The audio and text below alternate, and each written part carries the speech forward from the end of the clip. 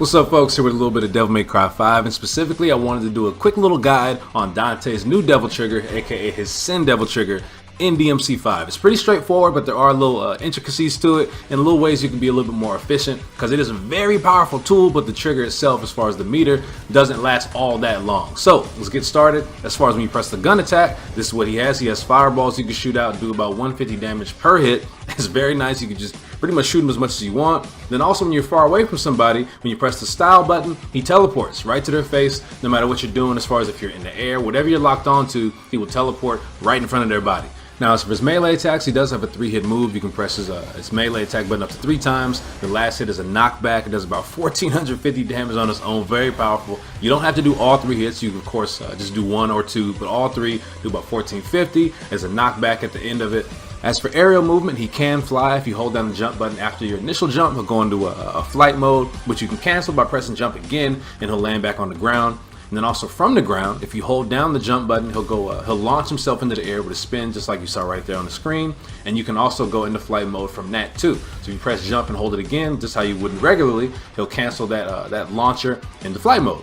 Now that's pretty much the basics, even though there's one more out-of-the-box move which is very powerful, which I'll show off in a little bit. But as far as the skills, the other things you have as far as upgrades, this is one of those. As far as for me, it's with R2. You just launch a ton of missiles. You can hold it down for as long as you can. Eventually it'll stop, but you can hold that down. If you press it down just once, it'll still load off a good amount of missiles, about 800 damage. But like I said, you can hold that down for a whole lot more missiles. It does very good damage, nice on bosses, all of that. Then next he has this vortex type move, which I like it as far as the animation. It does solid damage, but the thing is, it takes a while. You have to hold the button down all the way up until the actual explosion happens. You see right there, if you just press it and let it go, if you hold it for a little bit and let it go, you won't get the full animation, the full effect, the full attack. You do have to hold it down all the way up until that last part. So for me personally, I wouldn't recommend it because it takes so long, and of course your meter will be draining the whole time. As for the lock-on forward melee attack, this is the one you can buy. It's a huge ground pound move, large area of effect damage, about 500-600 damage, really good for multiple enemies to get that stylish rank jumping up real quick. Then as far as the lock-on back and melee attack that you can buy, it's pretty much a beastly epic version of the Stinger, which goes right along with Sin Devil Trigger as a whole, because it's pretty much all about these epic stylish moves you can pull off. You can press it once or hold it down like you saw right there on the screen. For more attacks, you can hold it down.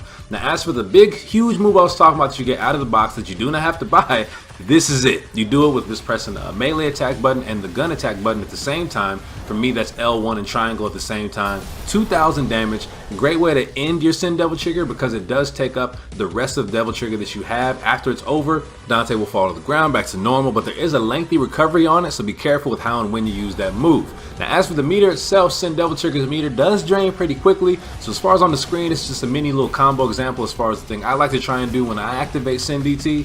Because you really want to get the most bang for your buck when you do actually use Sin Devil Trigger, and it's a nice way to just pump out a lot of damage before the meter actually is empty. So as for the video, that is going to be it, folks. I do hope you enjoyed it. If you did, feel free to like the video and subscribe to the channel. There's always much more content on the way, and I'll see y'all later.